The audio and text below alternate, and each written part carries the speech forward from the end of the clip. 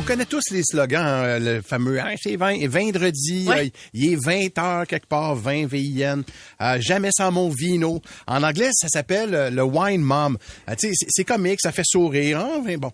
Mais puis il y a même des trucs qui s'offrent en cadeau là, tu sais, avec ces expressions-là sur des petits tableaux, entre etc. filles, on peut donner ça justement entre mère à bout, là, entre guillemets. Exactement. Là, tu sais.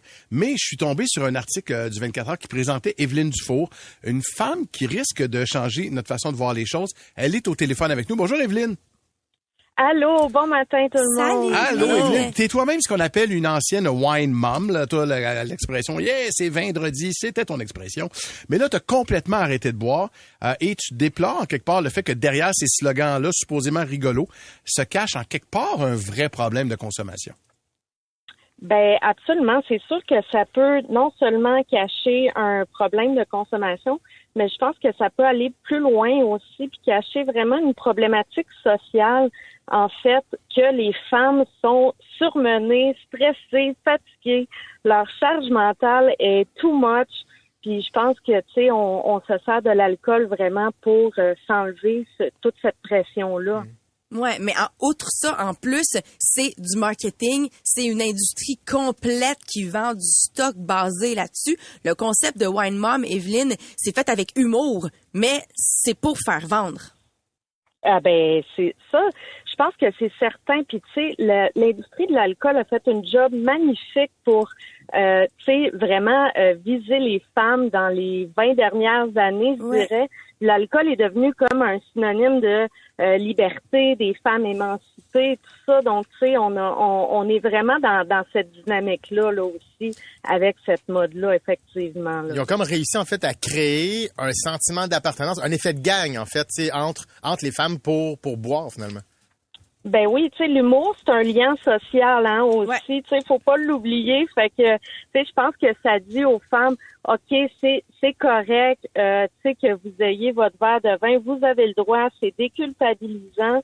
Puis, tu sais, ça vient aussi un petit peu contrecarrer l'idée de la femme parfaite, là, qui doit avoir tout le temps tous les aspects de sa vie sous contrôle. Donc là, on leur permet un petit un aller, moment là, pour souffler, exactement. Ouais. Ben oui, tout à fait. Puis il y a quelque chose de glam aussi. Tu sais, moi, j'ai des chums de filles, son maman, puis ils décompressent, le petit vino, la petite coupe de bulles. C'est un peu glam pis cool. Ben ça, c'est ça. Je pense que ça vient un petit peu de la génération Sex and the City, là. C'est un petit peu cet effet-là de, tu sais, le cocktail le soir, tu sais, ça vient vraiment un petit peu, oui, effectivement, avec un petit côté glam. Evelyne Dufour, je le disais tout à l'heure, t'en étais une wine mom, toi, là.